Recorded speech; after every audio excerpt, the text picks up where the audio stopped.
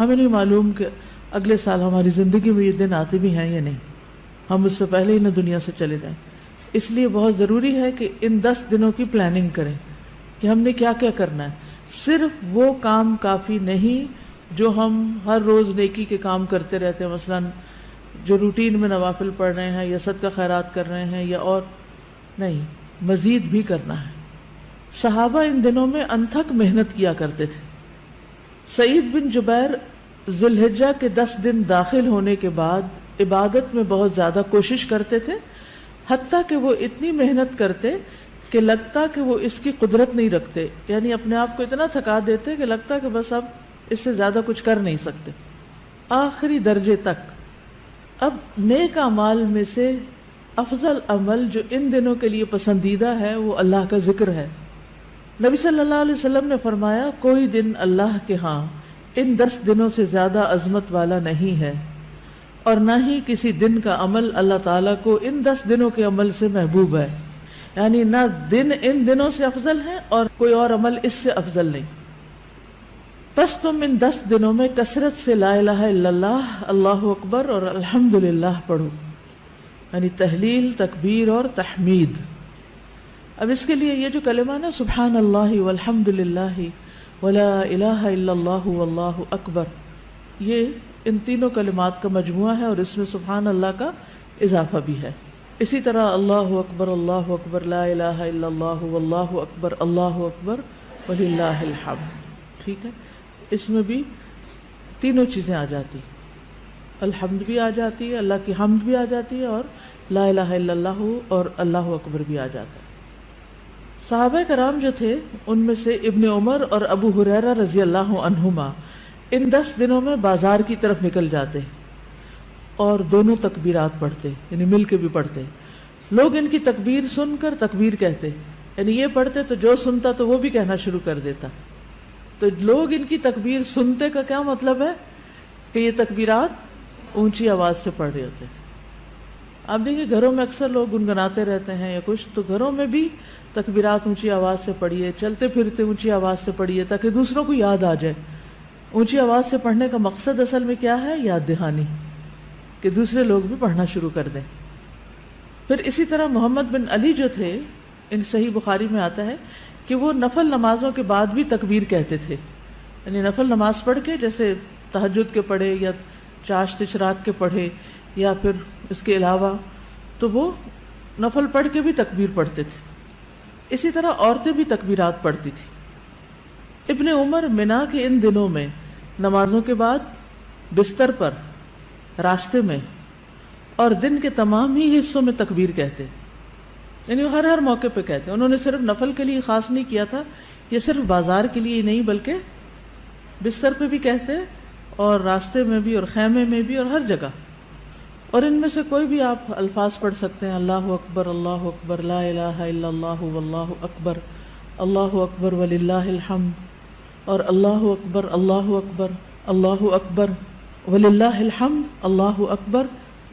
اسی طرح اللہ اکبر کبیرہ، اللہ اکبر و اجل، اللہ اکبر وللہ الحمد. پھر اللہ اکبر کبیرہ، تو اللہ اکبر کبیرہ والحمد للہ کثیرہ وسبحان اللہ بکرۃ واصیلا بھی آپ پڑھ سکتے ہیں. ٹھیک ہے، آخر میں اللہم اغفر لی بھی کہہ سکتے ہیں. دوسرا اہم کام جو ان دنوں میں کرنے کا ہے وہ 9 ذی الحجہ کا روزہ ہے. اس روزے کی خاص فضیلت ہے جس سے انسان کے گناہ معاف ہوتے ہیں، اور یہ دن 1 سال گزرے ہوئے اور 1 سال آنے والے گناہوں کا کفارہ بنتا ہے. لیکن اس کے علاوہ بھی آپ باقی دنوں میں روزے رکھ سکتے ہیں. خاص طور پر جن کے رمضان کے روزے رہتے ہوں وہ ان دنوں میں قضا کر لیں. جو شوال میں نہیں کر سکے، ذوالقعدہ میں نہیں کر سکے، اب ذوالحجہ میں کر رہے ہیں. اجر کا اجر ہے اور اپنے فرض کی ادائیگی بھی ہو جائے گی. شوال کے روزے تو الگ الگ رکھنے پڑتے ہیں، لیکن یہ آپ ملا کے بھی رکھ سکتے ہیں، کیونکہ ان پہلے 8 دنوں کے روزے کو مخصوص نہیں ہے. یہ ہم نفلی روزے ثواب کی خاطر رکھتے ہیں، لیکن اگر قضا رکھ لیں تو بہت اچھا ہے. اور ان دنوں کا سب سے افضل عمل قربانی ہے. اقوال میں تسبیحات ہیں، افعال میں قربانی. تو مجھے امید ہے کہ آپ سب نے قربانیوں کا بندوبست کر لیا ہوگا. اگر ہر شخص الگ الگ نہیں کر سکتا تو مل کے بھی اکٹھے ہو کے بھی قربانی کر سکتے ہیں، کیونکہ جان کا صدقہ تو کبھی بھی کیا جا سکتا ہے. تو عام دنوں میں کرنے کے بجائے ان دنوں میں انسان کر لے، ان دنوں میں پیسے جمع کرا لے. خاص طور پر غریبوں تک جو پہنچایا جاتا ہے گوشت، اس میں انسان اپنا حصہ ڈال لے. ایک طرف کیا کرنا ہے، تسبیحات کی کثرت، اور دوسری طرف کیا چھوڑنا ہے، غیبت، چگلی، تانا، فضول میں لغو باتیں، ہنسی مذاق. اپنے شر سے دوسروں کو محفوظ رکھنا، اپنی زبان سے دوسروں کو اذیت نہیں دینا، بدگمانی، تجسس، ٹوہ نہیں لگانا، آر نہیں دلانا، نفرت و بغض نہیں کرنا، ظلم نہ کرنا ہے نہ ہونے دینا ہے، کسی کو بے عزت نہیں کرنا، آر دلانا اور تانا دینے والی عادتوں کو چھوڑنا ہے. ٹانٹنگ، وہ جو عادتیں ہوتی ہیں نا، ان کو بھی چھوڑنا ہے. غصہ نافذ کرنے کی طاقت رکھنے کے باوجود اس کو چھوڑ دینا ہے. گالی گلوچ، بد زبانی، ان چیزوں سے بھی بچنا ہے. مسلمان کو ہر طرح کی اذیت دینے سے رکنا ہے. رشتہ داروں کی قطع تعلق ہی نہیں کرنی، ان کو منانا ہے. ظالم رشتہ داروں پر بھی مہربانی کرنی ہے. اپنے شر سے پڑوسیوں کو بچانا ہے. اپنے ایمان کی تجدید کرنی ہے. صبر اور عفو درگزر کرنا ہے. اچھا اخلاق اختیار کرنا ہے. اول وقت پہ نماز پڑھنا ہے. قیام لمبا کرنا ہے. ہو سکے تو تہجد پڑھنا ہے. روزہ رکھنا ہے.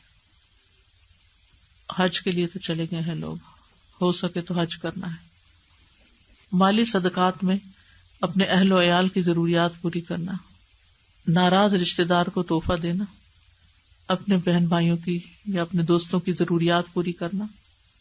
پانی پلانا. ایسا صدقہ جو خود کو محتاج نہ کرے کسی کا. ناراض لوگوں کو آپس میں صلح کرانا.